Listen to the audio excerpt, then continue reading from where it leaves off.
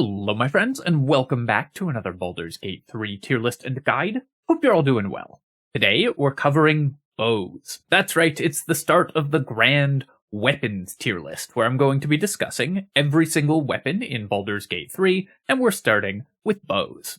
I'm going to talk about weapons based on whether they compete with one another. So we're categorizing all of the weapons that archers might use in a single tier list because essentially all of these weapons are competing with one another for the same slot, so it makes sense to compare them against each other.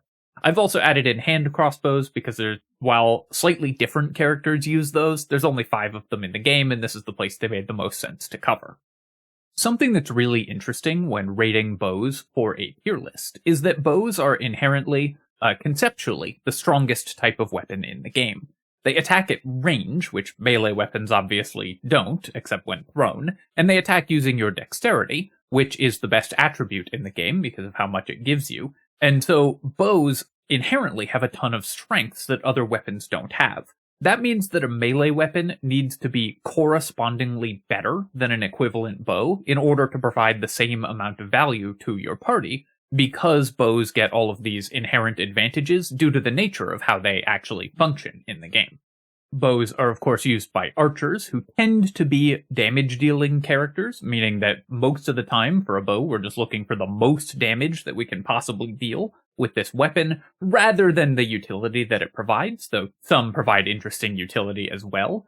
But the main thing that we're looking for in a bow is going to be, how quickly does it get the enemies dead? Because that's what the characters who use these types of weapons are looking for most. Just as with my item tier lists, which definitely go check those out, or the top 20 in each act videos that I did recently if you haven't, I'm going to be rating these bows based on when you get them in the game. How much of an improvement over existing equipment is it? In other words, should you pick it up and should you use this weapon? That means that as we go through the list, the items to the right will tend to be stronger overall because they will appear later on in the game. In S tier, I'm placing weapons that are best in slot for the typical builds that use these weapons, or for a wide variety of builds that want to have these weapons equipped. In A tier, items that are interesting alternatives to the best in slot items for those characters. In B tier, items that either provide a unique party or a party with certain restrictions some options, or items that can be used in kind of off-the-wall or offbeat strategies to do something interesting and cool. In C tier, items that do provide some value, but typically most parties aren't going to be that interested in them. And in D tier, items that are rarely, if ever, going to be useful to your characters. Because weapons inherently have less usage than items, in other words, an equipable item like a helmet you're usually going to have 4 of equipped in a given party, but a weapon you will often only have 1 or 2 of unless you're doing a specific themed run with 4 of the same type of character. We need to be even stricter with where we rank weapons than with items. When only one character is using a weapon, you're only ever going to be using the best option available to that character, meaning that a lot of the other weapons are just going to be pushed out because so few characters are interested in using them. That means you're going to see more of these weapons appear in the lower tiers than you did with items in those item tier lists. Alright, that is it. Let's start ranking bows. We're going to start with the shortbow. I'm going to cover each of the weapon actions in the section on the generic items, so if you want to hear me talk about the weapon actions available to each of these 5 weapon types, then this is where we're going to talk about those. If you're not interested in that, feel free to skip ahead to the Bow of Awareness, where we will start talking about the magical versions of each weapon. The shortbow has is the weakest overall bow. It does a d6 of damage, just like hand crossbows, but requires 2 hands to use, so you can't fire 2 of them. And the weapon action is probably the weakest. It gives you hamstring shot, which lets you reduce enemy movement speed by 50% once per short rest.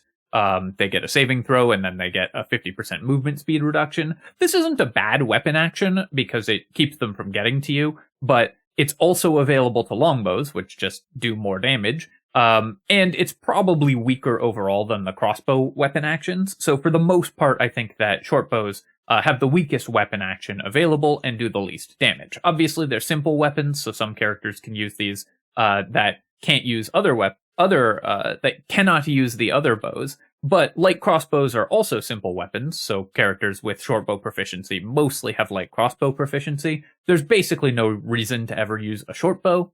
D tier. The longbow. The longbow has the hamstring shot weapon action, same as the shortbow does, but does a d8 damage instead of a d6, so it's strictly superior to a shortbow if you can equip both. The longbow also has the brace weapon action.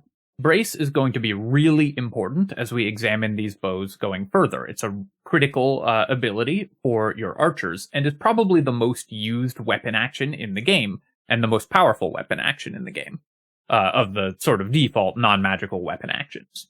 Brace lets you, once per short rest, spend 20 feet of your movement, so it doesn't take any form of action, just some of your movement speed. One reason archers should have good movement is to take advantage of this while still being able to move. In order to, whenever you attack with a ranged weapon that turn, so with your longbow, you roll your damage twice and take the higher result. This works not only for the damage die of the longbow itself, the d8 damage, but also a bunch of rider damage. So if you are making a sneak attack, you reroll your sneak attack dice and take the higher result when you use Brace. Brace is both a huge bonus to your average damage, for your shots, and also makes your damage much more consistent, so you can plan around it better when you're strategizing your turn. I always say the enemy of optimization is randomness, and so longbows let you reduce that with the brace weapon action. Rerolls are really good for that because you do a more consistent amount of damage. It's a higher amount of damage also, which lets you both kill enemies faster and plan around killing them faster, making your strategy easier.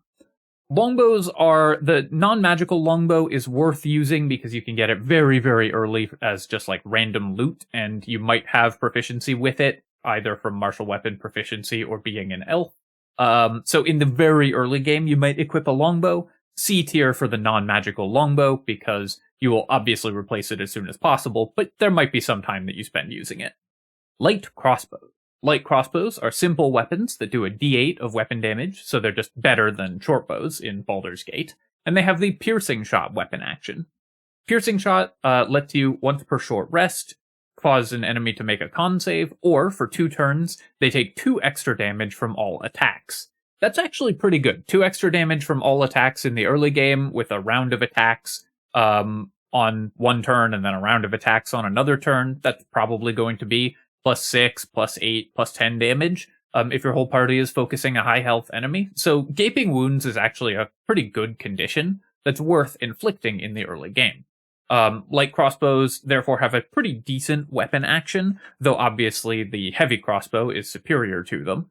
But the light crossbow's main use is that it's a simple ranged weapon that does a d8 of damage. That means that characters with only simple weapon proficiency can use this as a good ranged option in the early game. A lot of characters take 14 or 16 dexterity, so a light crossbow may well be better than a cantrip for your mages, and for your fighters and stuff, this might be a better ranged option in the early game than throwing something.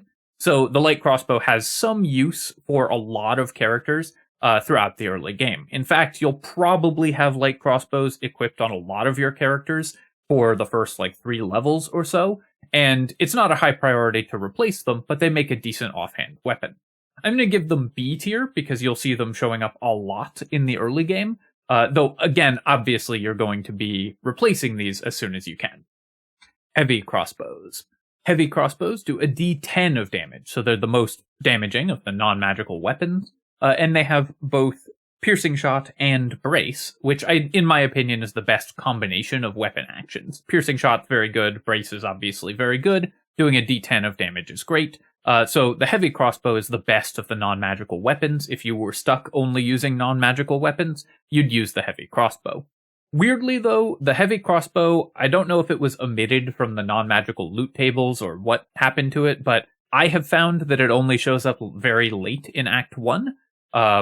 Let me know in the comments if you've seen them early, like in, on the starting beach or something, or in the ruins right by the starting beach, because that would change this evaluation. But Since they don't show up until later in Act 1, obviously you'll have better ranged options by the time they show up, so D tier for heavy crossbows.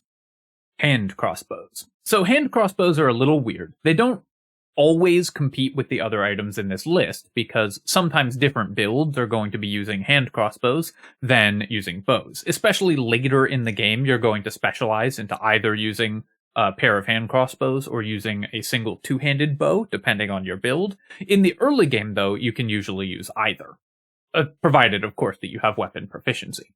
Hand crossbows give you an offhand attack, meaning that you can make both a main hand attack and an offhand attack because you're two-weapon fighting. There's no reason ever to use a single hand crossbow in Baldur's Gate 3. In tabletop, you could consider having like a shield in your offhand, but in Baldur's Gate, you can have both a melee weapon set and a ranged weapon set equipped at the same time, so you get the benefits of a shield even if you're using two hand crossbows, so there's no reason ever to use only one hand crossbow in Baldur's Gate 3. That means they're a dual-wielding weapon, so they're good for characters that have ways to make offhand attacks, that have the two-weapon fighting style for more damage, that have additional bonus actions to make offhand attacks with. Hand crossbows have the piercing shot weapon action, same as the other two crossbows, which is a very good weapon action, of course, and even better when you're making multiple attacks in a turn, because you can piercing shot with your first attack and then benefit from it immediately with your offhand attack, even in the early game before your characters get extra attack. And the mobile shot action, which lets you make an attack as a bonus action after you've dashed or disengaged. Now, mobile shot letting you attack as a bonus action is kind of redundant with hand crossbows because you have one in your offhand, so you can always make a bonus action attack. But it does let you attack with your main hand crossbow, so you can make sure you're always using your best one. And characters without two-weapon fighting can benefit from their dex to damage and stuff. But for the most part, these are just, you get two of them, and you can use piercing shot to increase the damage of both of them. The non-magical hand crossbow, because there's so few hand crossbows in the game, your hand crossbow users are going to be using this for a while probably, and it also makes a good option for characters that have hand crossbow proficiency, like a drow or a bard, in place of the light crossbow as a ranged option for a character who isn't a mainstay ranged attacker. For that reason, I'm going to give them B tier again, because your characters will end up using them quite a lot in the early game. I'm going to cover the next 4 weapons all at once, the +1 versions of the shortbow, longbow, light crossbow, and heavy crossbow, because these are all available from early game merchants, but without exception, the early game merchants have strictly superior versions of these weapons available for sale. +1 versions of all of these weapons are available at the early game merchants with additional magical effects. So there's no reason ever to use one of these generic +1 weapons. Maybe if you have a party that needs like 4 bows, you're doing an all-archer party, but otherwise you just never need one of these generics because there are strictly superior versions available at exactly the same places. D tier for all 4 of these generics. On the other hand, the +1 hand crossbow is a much more interesting item. Not because it itself is particularly good, but because, as I mentioned before, there's only 5 hand crossbows available in the game, and there's only one other hand crossbow available in all of Act 1. So the +1 hand crossbow is just the best hand crossbow available in Act 1. A hand crossbow with a +1 to attack and damage is pretty good. You get to make your main hand attack hit a little more often, and your offhand attack hit a little more often. This is especially important when your archers hit level 4, because the main thing that archers need is hit chance. Archers will typically be using Sharpshooter in order to deal more damage, and that's especially good for hand crossbow users that get to double the effectiveness of Sharpshooter, so more hit chance just increases your average damage dramatically. For that reason, for hand crossbow users, the +1 hand crossbow is the best in slot in Act 1, and actually for most archers, the 2 +1 hand crossbows is going to be the highest damage setup available in Act 1, though I'll talk about another high damage setup that competes with it. So the +1 hand crossbow is kind of sadly S tier, simply due to lack of good competition. The Bow of Awareness. The Bow of Awareness is a shortbow with no magical effect at all on its attacks. It works exactly the same as a non-magical shortbow, but it gives you passively a +1 to your initiative. +1 to initiative is a huge bonus, especially in the early game. In fact, the Bow of Awareness is the very first piece of initiative gear available in the early game, and so it is going to be a mainstay for your parties. The important part here is that you don't actually use it on an archer.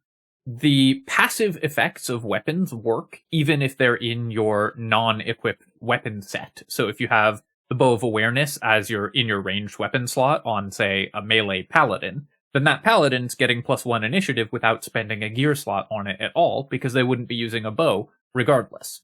That means that those characters can benefit from an increase to their initiative, and the Bow of Awareness is a critically important item for early game parties. This is probably one of the most important honor mode items in the game, because initiative is one of the most important things that you need in honor mode. The early game is the hardest part of the game, and the Bow of Awareness helps you fix initiative problems for low dexterity characters in the early game. It's reasonably likely that one of your party members will have less than 16 dexterity, and the Bow of Awareness will go on that person, or whichever character you really need to win initiative will get the Bow of Awareness. In Baldur's Gate 3, initiative is rolled on a d4, which means a +1 bonus to your initiative is a third of the total variance in initiative rolls, right? You either get 1, 2, 3, or 4, which means that the total variance between rolls is 3. So a +1 bonus drastically cuts down the chance of you losing in initiative roll in the early game. Going first is the most important thing you can do in honor mode runs, because if you go first, your enemies often don't get to go second, so the Bow of Awareness is, of course, S tier. The Bow of the Banshee. The Bow of the Banshee is a +1 shortbow, so it's a d6 damage with a +1 to attack and damage rolls. And whenever you hit an enemy with it, they have to make a DC 12 wisdom save or become frightened.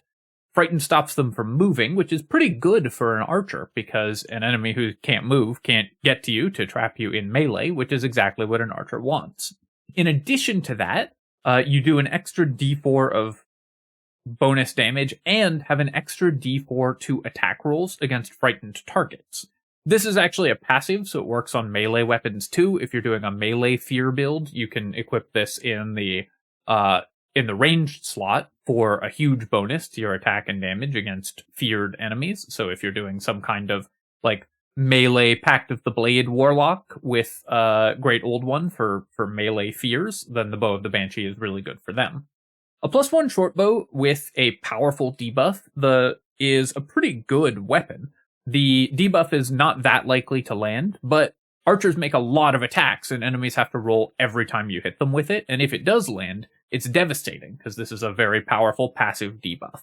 The Bow of the Banshee is less damage than other available options, but does actually enable a bunch of cool builds. For a melee Great Old One Warlock, the Bow of the Banshee can be really cool, because it gives you additional weapon damage against frightened targets, which you can do a lot of if you're a Great Old One Warlock, or if you have other sources of frightened. And if you have a fear-causing character in your party, this can just be a good ranged weapon equip for any melee attacker. And for a ranged attacker, this lets you pass out a powerful debuff basically for free. For that reason, I'm going to give the Bow of the Banshee A tier. It's not as good because typically you prefer just more damage in your ranged weapon attacker slots, but this is one of the ones that enables a bunch of cool and interesting effects and neat builds, so very much worth looking at. The Crossbow of Arcane Force. The Crossbow of Arcane Force is a +1 heavy crossbow, so 1d10 +1 damage, +1 to hit, with the brace and piercing shot weapon actions, so the best weapon actions available to a bow. And it also has, once per short rest, another weapon action. As a bonus action, you can activate Arcane Ammunition, which for one turn gives all of your attacks an extra d4 of force damage. This is a damage-focused bow that's just worse overall than other damage-focused bows available in Act 1. But force damage is kind of interesting. There are some cases where you would want force damage against specific enemies. I can't think of any that would happen in between getting the Crossbow of Arcane Force and getting other force damage options, though. So I just don't think that the Crossbow of Arcane Force really has a place. That being said, I'm going to give it C tier because it's an okay damage option. So if you're playing a party that needs 3 damaging bows, then there are probably some circumstances where this is the 3rd best one, but only for very unusual party compositions. Gandrel's Aspiration. Gandrel's Aspiration is a +1 heavy crossbow that gives you advantage on all your attacks against monstrosities, of which, for example, the Bulette is one, and there's a couple other dangerous monstrosities in Act 1 and Act 2. And once per short rest, as a bonus action, you can make your attacks that turn undead, so they'll run away from you. This is pretty good against 2 pretty dangerous enemy types. Those have permanent advantage is obviously a great effect, and using a slightly worse weapon in exchange for permanent advantage is a good trade-off for encounters against monstrosities in general. And the ability to turn undead isn't bad. It's also a +1 heavy crossbow, so you do give up some damage compared to the best in slot damage items, but not as much as you might think, because it has a d10 damage at base, it has brace, it has a +1 to hit and damage, so it still does a decent amount of damage. The Gandrel's Aspiration, therefore, is a weapon that you might slot in for certain encounters. You're not going to use it full-time, usually, but in the encounters where it is specialized against those kinds of enemies, it's actually quite good. B tier for Gandrel's Aspiration, because it'll come in sometimes for the encounters that it's designed to be used against. The Giantbreaker. The Giantbreaker is a +1 heavy crossbow, so same attack and damage as the last 2, that has the passive effect of applying 2 turns of reeling when you hit an enemy. Reeling gives them a -1 penalty for to attack rolls for every turn remaining, so if you have extra attack, with the Giantbreaker, you shoot them twice, they get a -4 penalty to their attack rolls. Reeling, however, has a weird effect that no other effect in the game has, which is that it goes away, it expires on different conditions depending on how it was applied. The Adamantine Armors and the Giantbreaker, if an enemy misses an attack, they lose all of their turns of reeling. The Adamantine Shield, if they hit an attack, they lose all their turns of reeling. The type of reeling that you get from the Giantbreaker is therefore much worse, because the whole point of applying reeling is to get enemies to miss attacks, so then it's harder to stack up reeling to truly massive values in order to stop them from hitting you entirely, because when they miss, it gets reset. That means you're not getting more than like a -4 penalty from the Giantbreaker in general, but that's still not a bad penalty to apply with a weapon attack. An enemy who has a -4 penalty to their attacks for 1 turn, even if they then miss and lose those stacks of reeling, is an enemy that is much less likely to hurt you. It also stacks with Radiating Orb and stuff like that in order to give them truly massive attack penalties. The Giantbreaker, therefore, is pretty interesting for doing what it says in the name, breaking giants. It's not bad for boss fights where those bosses have like single strong attacks every turn, and you can stack penalties on that kind of enemy to cause them to miss those attacks. If they only make 1 attack per turn, it doesn't matter that the reeling stacks go away when they miss, because you'll just reapply them. So for high damage, single attack, high health bosses, the Giantbreaker is kind of interesting. If the reeling effect worked the way the Adamantine Shield reeling did and only went away on a hit, the Giantbreaker would actually be an amazing weapon, I think. Since it goes away when they miss, I'm going to give it B tier, because it does have some interesting applications for certain encounters where you really want the enemy to miss and attack. Penalties to attacks are always good, so the Giantbreaker is definitely worth another look if you are doing a sort of debuff-focused party. Herald. Herald is another +1 heavy crossbow. Funny how they all cluster in the same part of the alphabet. That, when you hit an enemy with it, makes them make a DC 13 Charisma saving throw, or become baned. DC 13 isn't very high, but Charisma is often a very weak saving throw for enemies, so this will happen more often than you might think, and of course it's a passive effect, so you get a lot of tries with it if you're shooting your Herald frequently in a turn. It's similar to the bow of the Banshee, except that applies Frightened, which is a better condition, but Baned is more likely to apply from Herald, and it costs you a lot less damage, because it's a +1 heavy crossbow instead of a shortbow. For that reason, Herald I'm going to rate A tier. Passively applying a debuff is always interesting. Baned reduces enemy saving throws by a D4, it's the opposite of Bless. And so having a few tries to hit that before applying a debilitating saving throw targeting spell to that enemy is pretty good. Herald also applies the Bane before the saving throw for a weapon action. So if you use Piercing Shot with it, they roll against Baned, and then if they fail that saving throw, they make the save penalty against the Piercing Shot with Herald at a penalty. Just a minor cool interaction. Not huge, but it's nice that it does work that way. Herald's A tier is because debuffs are always good, spreading them around is pretty nice, and while Baned isn't a super powerful one, it can let you apply more powerful spells more easily, so for a sort of support spellcaster or support archer, Herald is not a bad option, and it's a good weapon to have for a character that's not primarily an archer, but sometimes takes pot shots when they have nothing better to do, because it just gives you a nice rider effect, even if you're not using that action for actual damage. The Hunting Shortbow. The Hunting Shortbow is a +1 shortbow that lets you cast Hunter's Mark once per long rest. You also gain advantage against monstrosity enemies, exactly the same as Gandrel's Aspiration. The Hunting Shortbow is notable in that it is probably the first magical bow that you encounter in most playthroughs, and it's slightly better than a normal +1 shortbow because Hunter's Mark is a decent spell. If you don't have access to Hunter's Mark in your build normally, it's a pretty significant increase to your damage output, especially in the early game, and so the Hunting Shortbow is pretty reasonable as an option for early game characters.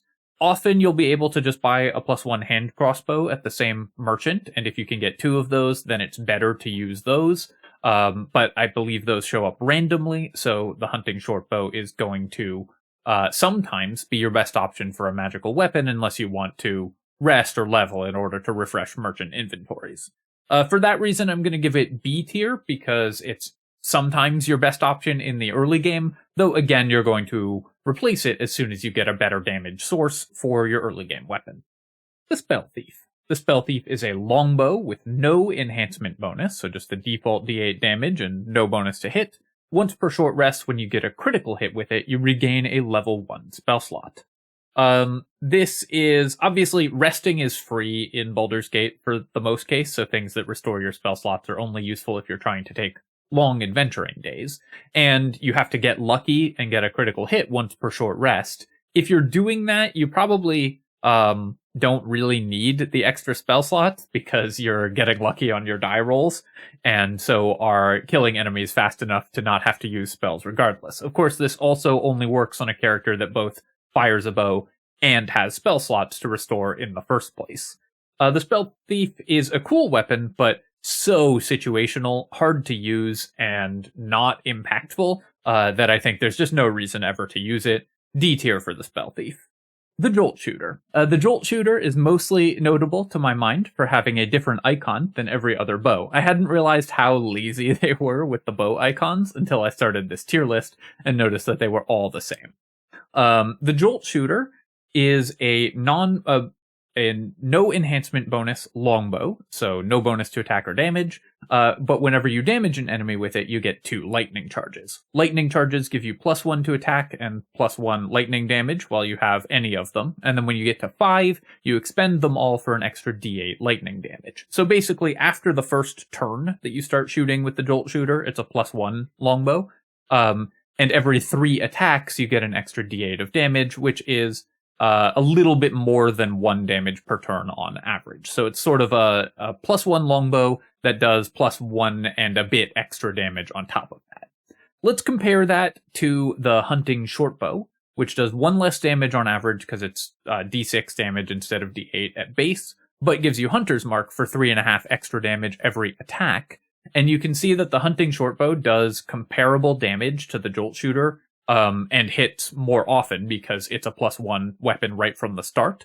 So the Joltshooter, to my mind, is just outcompeted by weapons available earlier, and you get it at the same time as the best in slot damaging longbow in the game, because they're in roughly the same location in the act. So the Joltshooter, I don't think really has a use case because the amount of damage you get from it just doesn't keep up with the other options. It also is a quest reward that's exclusive with 2 other items, the Sparky Points and the Spell Sparkler, and the Spell Sparkler is pretty useful for some builds, so usually I'd suggest taking that over taking the Joltshooter. Though, I will say that on difficulty levels below Honor Mode, lightning charges are sometimes quite buggy and can give you a lot of extra damage in ways that you wouldn't expect because of the damage rider source stuff. So for non-Honor Mode runs, the Joltshooter may be a little more interesting, but in Honor Mode, where most of those damage rider source bugs have been fixed, the Joltshooter's just outcompeted on damage and on hit chance by the other available bows, D tier. And finally, the last of the Act 1 bows, the Titanstring Bow. The Titanstring Bow is a +1 longbow, so 1d8 with +1, with an additional +1 to hit, and it does extra damage equal to your strength modifier.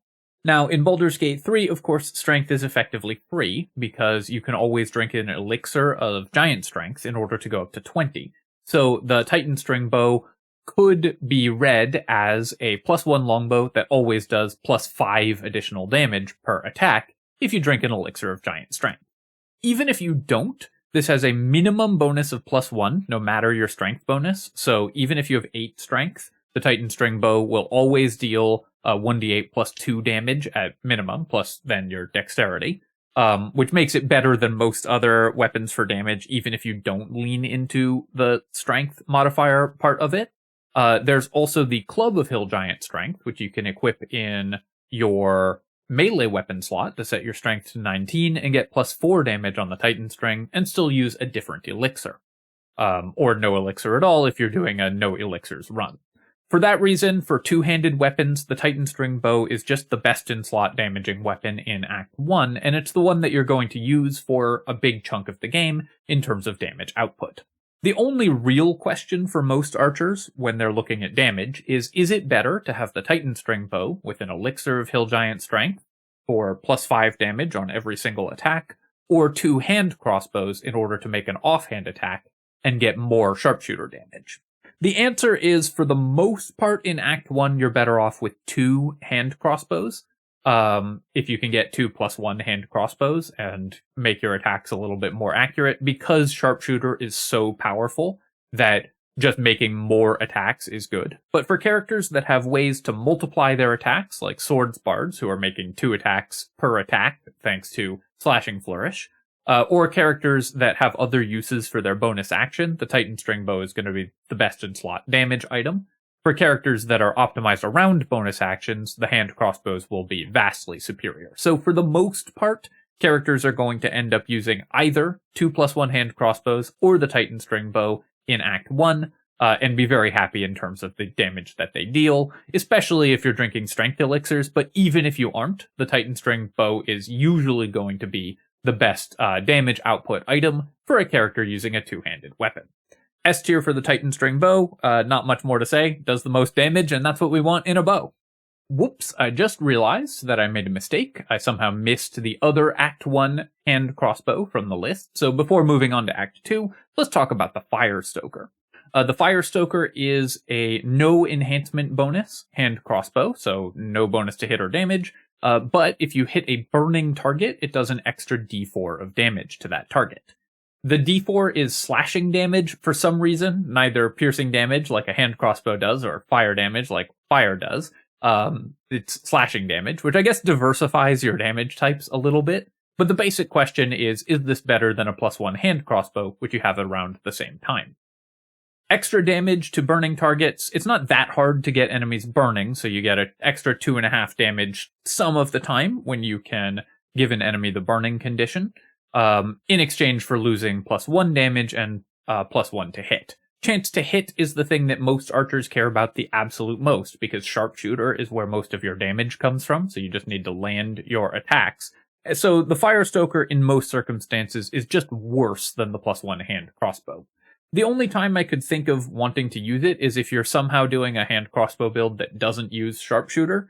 Not recommended, but I guess I'll give it C tier, because in that particular circumstance, you could maybe make an argument for the Firestoker being more average damage, but for the vast majority of characters, this item will not be useful. So, at the end of Act 1, characters that want a two-handed weapon equip will be using the Titanstring Bow, plus some source of increased strength, to do the most possible damage.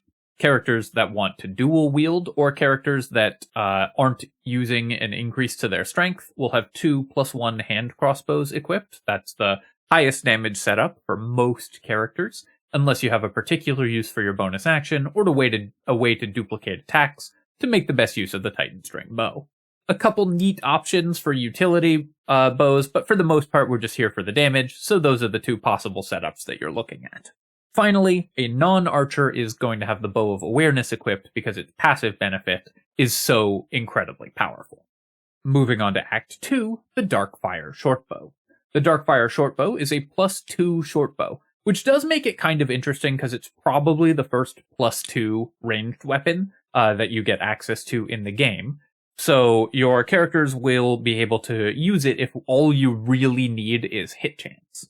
In addition to that, it gives you passively resistance to fire damage and resistance to cold damage, and lets you cast haste once per long rest. You can probably see where I'm going with this weapon. It does less damage overall than either the dual hand crossbow setup or the Titanstring Bow setup, so archers are not going to be that interested in it. But passive fire and cold resistance from a weapon slot that melee characters aren't using is an incredible benefit. You get this fire and cold resistance whether or not you have the bow as your active item set. So if it's just your ranged weapon, fire and cold resistance from a weapon slot that costs you nothing is awesome. Haste once per day is a nice little bonus as well. A 3rd level spell slot is pretty good. Characters that are melee characters and don't use their bow will often have decent concentration checks just sort of by default because they're melee characters, so they'll have high constitution. They might have con proficiency if it's a fighter or something. So the Darkfire Shortbow is just great. Again, not for archers, but for other characters to gain a huge benefit from a slot that otherwise they were getting nothing from. The Hellfire Hand Crossbow. The Hellfire Hand Crossbow is a +2 hand crossbow, which obviously makes it an upgrade over the +1 hand crossbows, that lets you cast Scorching Ray once per short rest as a level 3 spell, so you're going to get 4 rays out of it. Typically, a character who's got hand crossbows equipped is going to do more damage just by shooting than by attempting to land a Scorching Ray, because you're probably spec'd into firing your bows, so the Hellfire Hand Crossbow's spell is rarely going to see much use. Also, when you attack from hiding or invisibility, enemies have to make a DC 15 con save or get lit on fire, which technically could work with Firestoker, though we've already talked about why that's not an amazing thing. And the extra d4 of damage from setting them on fire is nice, of course, but not a huge component of this bow's damage output. What that means is that the unique effects of the Hellfire Hand Crossbow are relatively medium, in my opinion. But it's a +2 hand crossbow and just better than the other +2 hand crossbows. Sadly, this is the best it's gonna get.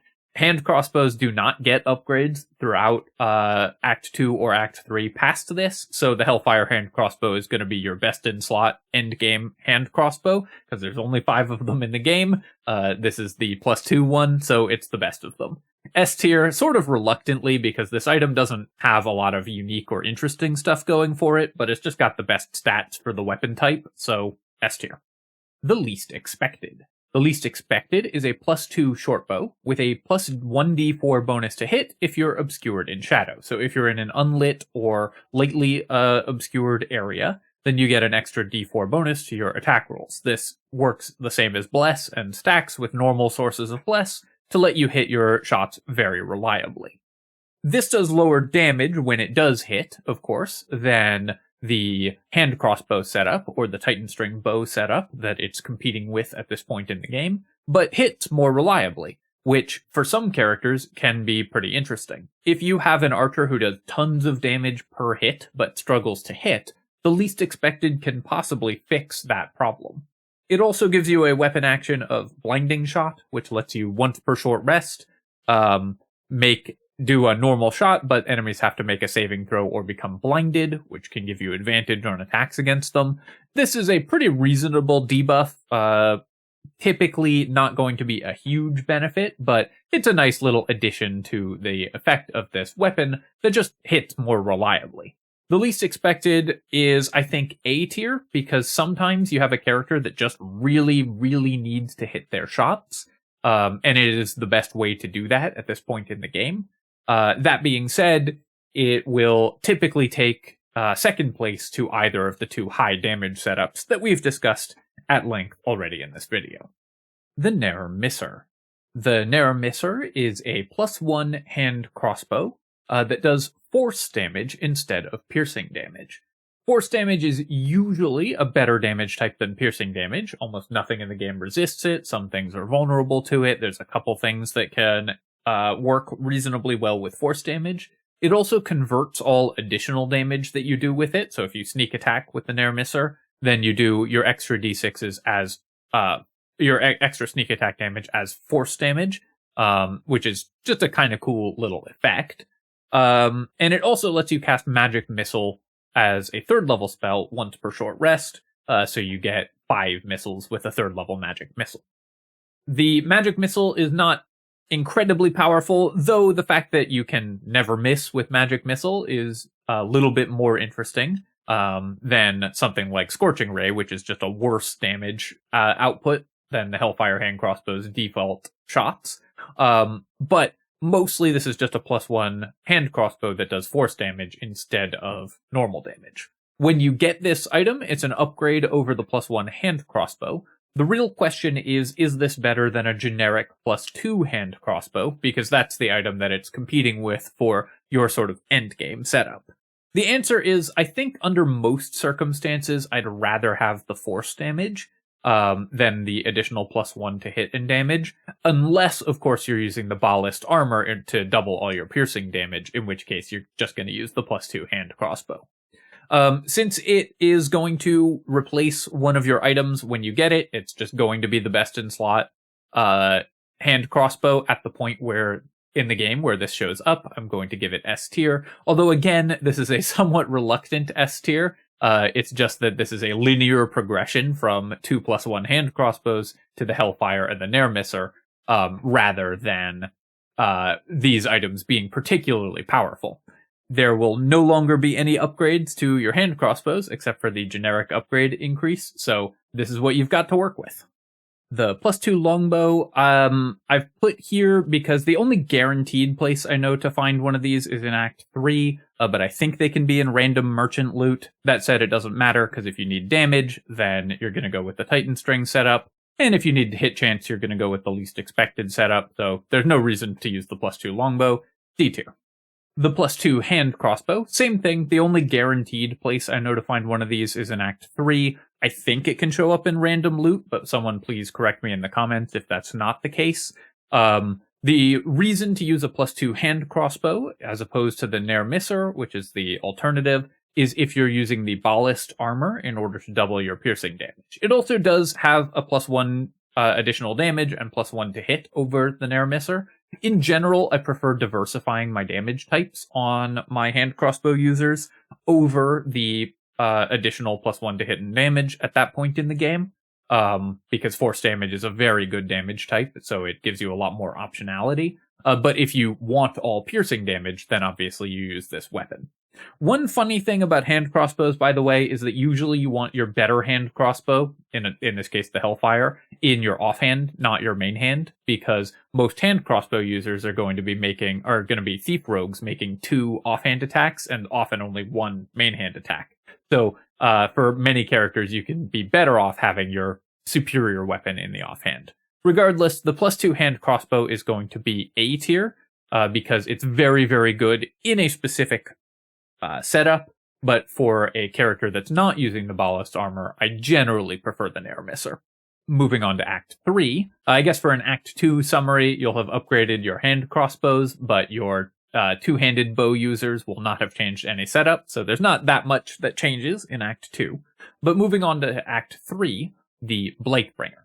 The Blightbringer is a +1 shortbow, so a little bit light on hit chance and a little bit light on damage at this point in the game, but with 2 passive bonuses. One is when you shoot a gnome or dwarf with it, it gets a +1d4 to attack and damage rolls against that target. So for some fights in the game, that can actually be a pretty significant increase to your chance to hit and your damage output. though will still be less damage output than higher damage setup than like the Titanstring Bow. So I wouldn't recommend swapping just to fight gnomes with the Blightbringer. But the other effect of this is that when you get a critical hit with it, it slows the target that you crit. At this point in the game, you can have a decent amount of critical hit gear on your archery characters. You'll be attacking with advantage a lot, so you can get a lot of critical hits. And importantly, this has no saving throw. If you get a critical hit at all with the Blightbringer, it slows the enemy. And slow is a very powerful debuff when you get it for free like that. Enemies who are slowed are unable to do a lot of the things that make some of the more dangerous characters in the game dangerous, and this is a way to apply that effect to them without a saving throw at all. So for a critical hit setup, you can use this for boss fights in order to apply a very powerful debuff to a boss in a way that they can't resist at all. For that reason, the Blightbringer is A tier and works very well in some encounters if you have the setup to make use of it. Next up, the Fabricated Arbalest. The Fabricated Arbalest is a +2 heavy crossbow, so it does pretty decent damage at base and has decent weapon actions sort of by default. And it also gives you 2 weapon actions that are incredibly complicated to explain. The first of these is a short rest weapon action that lets you basically cast a miniature version of Sunbeam, like a recastable spell that you use as an action. Does 2d10 radiant damage and blinds enemies. Weirdly, the blind is based on your weapon action DC, so it'll probably be calculated based on your dexterity. But it also has a secret chance of setting you on fire, then you take damage and lose concentration on the dazzling ray. That's a whole lot of words to say that you can spend your action doing something much worse than just firing your crossbow if you have the Fabricated Arbalest equipped.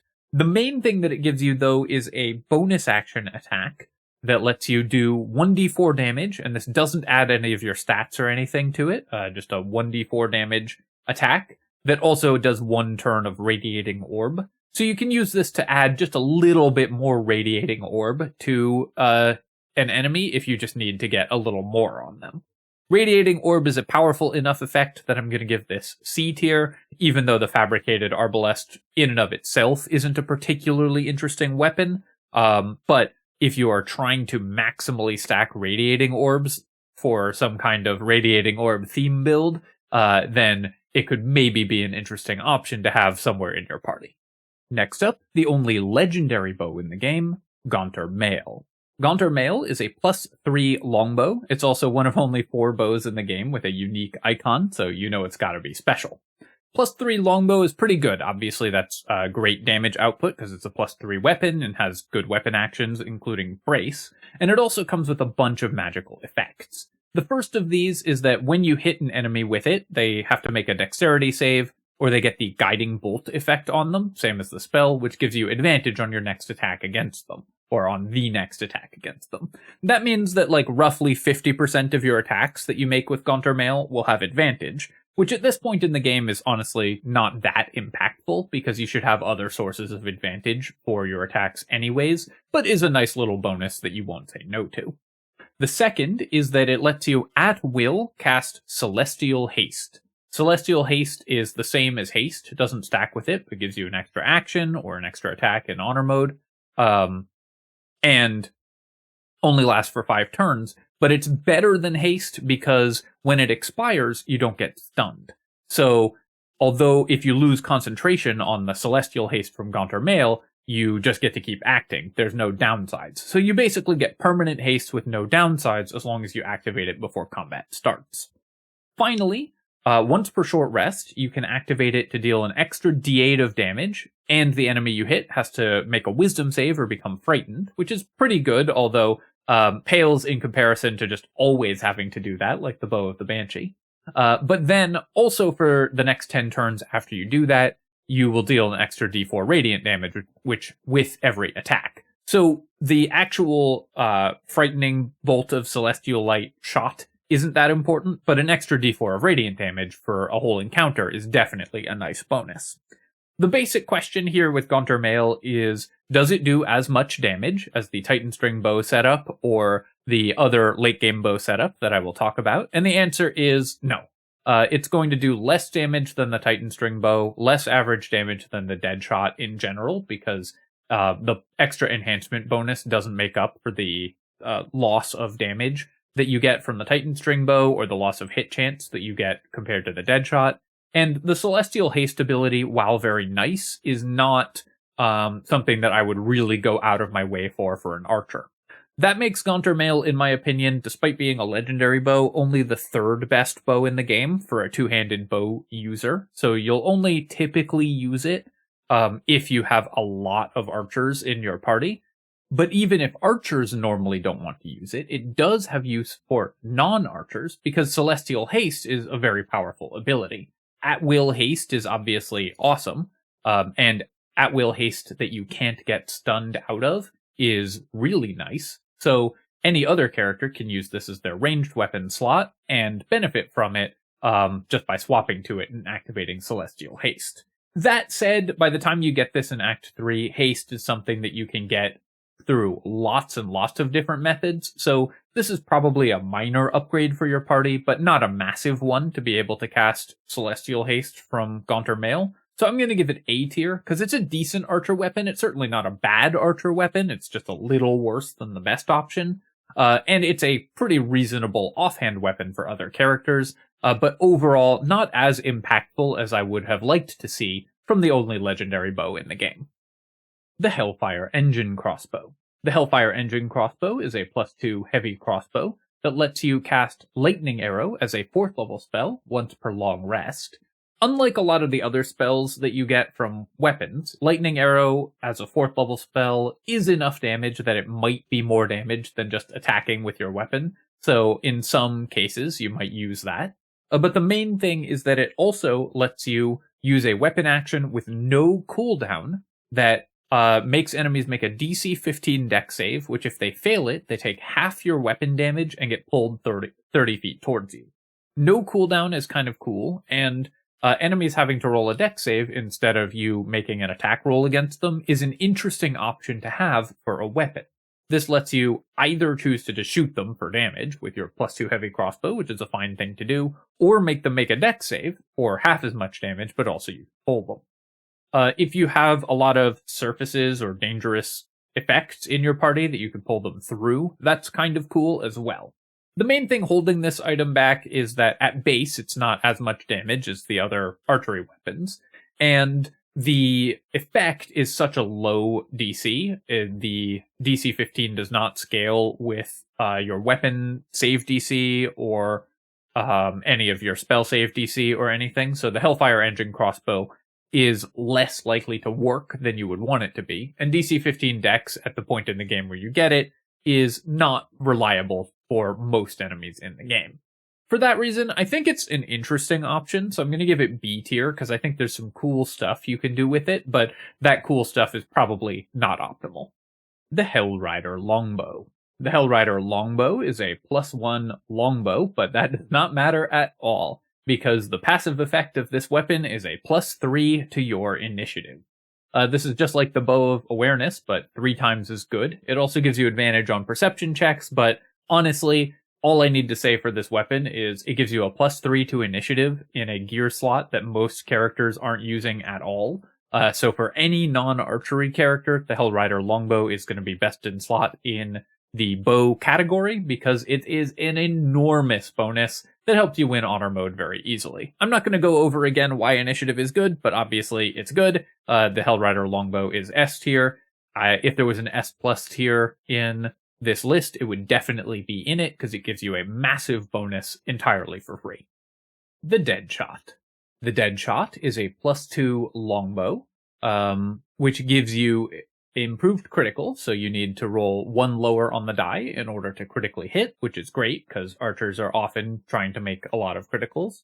And you add your proficiency bonus a second time to all of your attacks. At this point in the game, your proficiency bonus is almost certainly +4, so this is just a +4 to hit on all of your attack rolls, with a bonus to your critical hit chance. That is an incredibly large bonus, and is going to yield a ton more average damage, but also makes your character wildly more reliable, When you have the Deadshot, you will almost never miss attacks, even when you're in Sharpshooter, so your character is just going to do massively more damage. The basic question with the Deadshot is it better than the Titanstring plus an Elixir of Cloud Giant Strength? The Cloud Giant Elixir with the Titanstring is basically +8 damage on all of your attacks. The Deadshot is +4 to hit and bonus to your critical hit chance. And for most characters, the math works out where the Deadshot is going to be more average damage, and it also makes your character more reliable. So my favored endgame setup for most characters is to change from the Titanstring Bow over to the Deadshot. It is true that your individual attacks will hit a little bit less hard, but they'll hit a lot more frequently, and that's more important, both because you'll do more damage on average per attack, but also because you will make your character much more reliable. And while you do lose 7 damage compared to the Deadshot, compared to the Titanstring Bow, only 7 because the Deadshot is a +2 bow instead of a +1, the most of the damage that you have at this point in the game is going to be from rider effects, from your gloves, from your rings, from your Sharpshooter bonus, from your illithid powers. So the amount of damage that you sacrifice relative to the total amount of damage that you're doing is not going to be that high, and the hit chance that you gain in return is phenomenal. So the Deadshot is my personal pick for the S tier, best in slot endgame bow for most characters, unless of course they are Hand Crossbow users, in which case they're going to go with the 2 Hand Crossbow setup. There's a lot of debate around these, but in my opinion, the math just works out in favor of the Deadshot. The Long Arm of the Gur. The Long Arm of the Gur is a +2 heavy crossbow that gives you +1d4 bonus to attack and damage against undead. Even in the encounters where this bonus is activated, it is worse than the Titanstring Bow or the Deadshot in terms of damage output, and you'll have those bows, access to those bows already, so there's no reason ever to use the Long Arm of the Gur. Just worse damage, D tier. And finally, the Vicious Shortbow. The Vicious Shortbow is a +2 shortbow with whenever you land a critical hit, it deals an additional 7 damage. This is the same passive as a couple other weapons in the game, and it stacks with those, so you can have your critical hits deal even more damage if you have both of those weapons equipped. But obviously the main thing with the Vicious Shortbow is that this is a passive weapon effect, so it doesn't have to be an attack with the shortbow that lands the critical hit. That means that while this is worse damage overall than a damaging bow setup for an archer, it's an amazing offhand weapon for any character that's doing a lot of critical hit damage. So for any melee critical hit setup that's using melee weapon attacks, the Vicious Shortbow is going to be incredible. +7 damage on your crits isn't a huge bonus at this point in the game, but definitely a nice benefit. And so for any character that doesn't need the bonus initiative from the Hellrider Longbow at this point and is doing critical hit attacks, the Vicious Shortbow is just obviously going to be best in slot because there's no competition in the slot since they don't use it. Again, free bonuses are great, so the bows with passive effects are always amazing. S tier for the Vicious Shortbow, just free value. So, at the end of Act 3, for archery characters, if you have a 2-handed archery character, they're going to be using the Deadshot. It's the best in slot bow, frees up your elixir slot for something even more valuable, and just does the most damage with the highest hit chance. The second best option is the Titanstring Bow, so if you have 2 archery characters that need 2-handed weapons, you'll use both of those. For a Hand Crossbow user, you'll still be using the Hellfire Hand Crossbow and the Nair Misser, although if you are also taking use of the ballast armor and therefore want exclusively piercing damage, then you'll use the Hellfire Hand Crossbow and the +2 Hand Crossbow. For non-archery characters, you will have the Darkfire Shortbow, the Bow of Awareness, and the Hellrider Longbow equipped, with the Vicious Shortbow slotting in for characters that are doing a lot of critical hits or are more offensively focused. It's possible you won't need the Darkfire Shortbow because maybe you just have cold and fire resistance already, or maybe the Bow of Awareness can be Gontr Mael if you want the haste more. That'll give you your bow setup, so I hope that you enjoy shooting enemies with arrows and also getting tremendous passive benefits just from carrying these stat sticks around. And of course, if you have enjoyed the video and found it helpful to your honor mode playthrough, please feel free to leave a comment and hit like on the video, helps me out a ton with the algorithm, so I really do appreciate when people take the time to do that. Really does make a difference when people engage with the video in terms of whether YouTube recommends it, so it's the best way to help out content creators. And of course you can subscribe to my channel for more strategy game videos and Baldur's Gate 3 analysis. Cheers, my friends. I'll catch you next time.